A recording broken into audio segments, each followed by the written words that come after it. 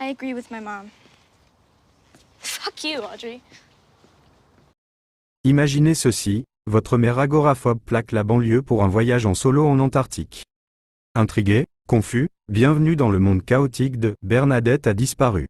Ce film est un mélange hilarant de disparition mystérieuse d'une mère, d'histoire de détective adolescente et de voyage de découverte de soi, aussi imprévisible que votre connexion Internet. Accrochez-vous, car l'aventure de Bernadette est plus folle qu'une stampede de pingouins, et vous ne voudrez pas manquer un seul de ses regards en coin. Abonnez-vous dès maintenant et retrouvons Bernadette ensemble.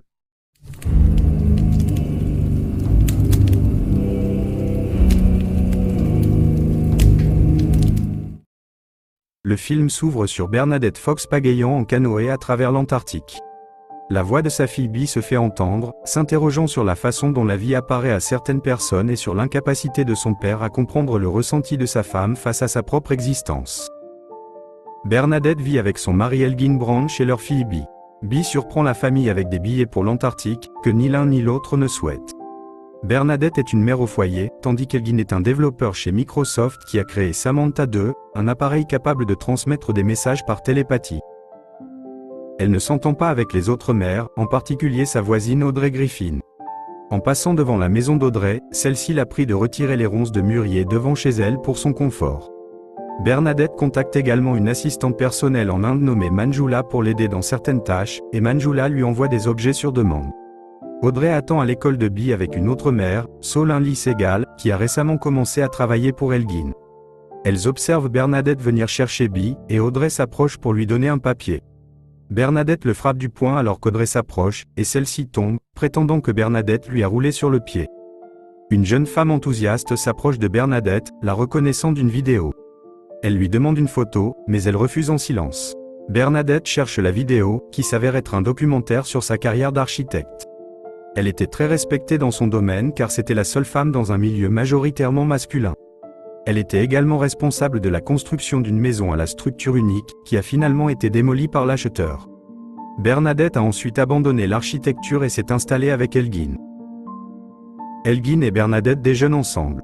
Elle lui fait part de ses réflexions sur le fait d'être entourée des autres mères, ainsi que de ses inquiétudes concernant Solin qui travaille pour Elgin, bien qu'il essaie de la rassurer en lui disant qu'elle n'a aucune raison de s'inquiéter. Audrey organise un brunch pour les autres parents et leurs enfants un jour de pluie. Les ronces de mûrier ayant été détruites par Bernadette, un glissement de terrain se produit, détruisant le salon d'Audrey et inondant la zone debout. Elle trouve Bernadette rentrant chez elle avec Bee et commence à la réprimander pour l'incident. Elle se met à crier sur Bernadette en lui disant qu'aucune des autres mères ne l'apprécie, ce qui ne l'inquiète pas jusqu'à ce qu'Audrey révèle que les autres mères ont fait une soirée pyjama avec leur fille mais n'ont pas invité Bernadette ou Bee. Elle dit à Audrey de laisser Bee en dehors de ça, malgré l'insistance d'Audrey qui prétend qu'elles adorent Bee mais pense que Bernadette est une mauvaise mère. Bee défend sa mère et dit à Audrey, va te faire foutre, avec Bernadette. I agree with my mom. Fuck you, Audrey. Tout en l'informant que son fils se moque d'elle à l'école et rentre à la maison défoncé. Elgin s'inquiète du comportement de Bernadette et parle au docteur Kurtz, un thérapeute. Pendant ce temps, Bernadette rencontre son ancien professeur, Paul Jelenic. Au cours de leur conversation, on apprend qu'elle a fait plusieurs fausses couches avant d'accoucher de Bee, et qu'elle était inquiète à la naissance de Bee car son cœur n'était pas complètement développé. Bernadette éprouve également des remords pour ne pas avoir continué son travail d'architecte. Bernadette rentre chez elle et découvre Elgin, le docteur Kurtz et un agent du FBI réunis pour une intervention. Il l'informe que Manjula est le pseudonyme d'un pirate informatique russe qui a obtenu ses informations personnelles et a l'intention de les escroquer, elle et Elgin. Ils essaient de la faire interner dans un établissement car ils pensent qu'elle est malade. Bernadette se retire aux toilettes avant de s'enfuir par la fenêtre. Tout le monde s'en rend compte trop tard. Elle se précipite chez Audrey pour obtenir de l'aide, et elles font une trêve pour qu'Audrey puisse aider Bernadette à s'enfuir. Quand Audrey revoit Bee, elle dit qu'elle a emmené sa mère à l'aéroport, ce que Bee suppose signifier qu'elle est partie seule pour l'Antarctique.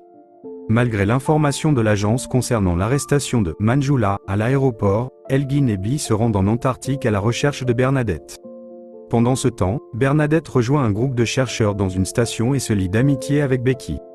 Elle demande au responsable de la station si elle peut intégrer l'équipe pour travailler sur le projet.